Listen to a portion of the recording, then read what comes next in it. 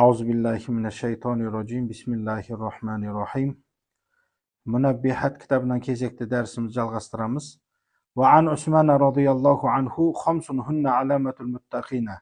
Evveluha alla yujalisa illa ma yuslihu din ma'ahu ve yaglibul farca ve lisana ve iza asabahu şey'un azimun mined dunya yarahu ve balan ve iza asabahu şey'un qalilun mined dini igtanama zalika ولا يملأ بطنه من الحلال خوفا من أن يخالطه حرام ويرى الناس كلهم قد نجوا ويرى نفسه قد هلكت.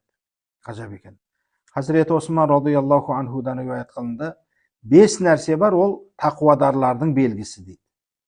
Яғни тақуа, Құдайдан шынайы қорқатындардың белгісі 5. Ең біріншісі, яғни Құдайдан шынайы қорқатын адам ешкіммен отырмайды, яғни кез келген адаммен отырмайды. Отырса да сондай бір адаммен отырады, өзінің дінін сол адаммен дұрыстайтын еді. Яғни сол адаммен өзінің дінін түзететін еді. Жалпы сен сондай адаммен дос болғын дейді, ол саған ақиретті Алланы еске түсіретін адам болсын дейді.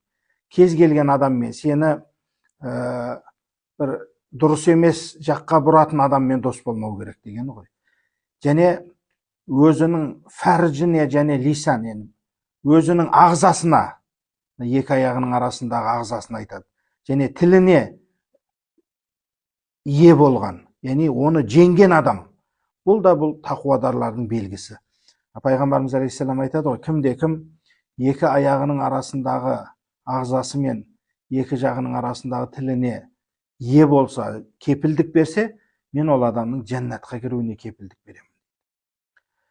Және ол кісіге дүниеден бір үлкен нәрсе жетсе, яғни бір дүниенің нығметтерінен бір үлкен нәрсе жетсе де оған қуанбайды, бәлки оны обал деп көреді дейді, яғни зиян деп көреді.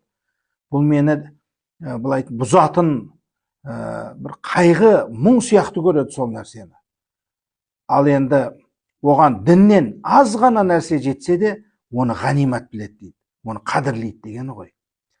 Ол өзінің қарнын тіпті халал нәрсемен тойдырмайды, толтырмайды. Не үшін?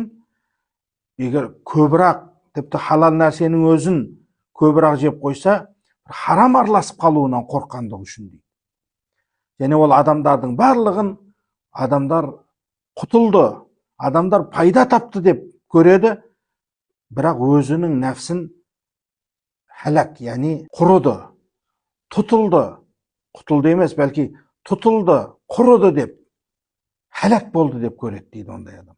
Міне осы сипаттар бар адам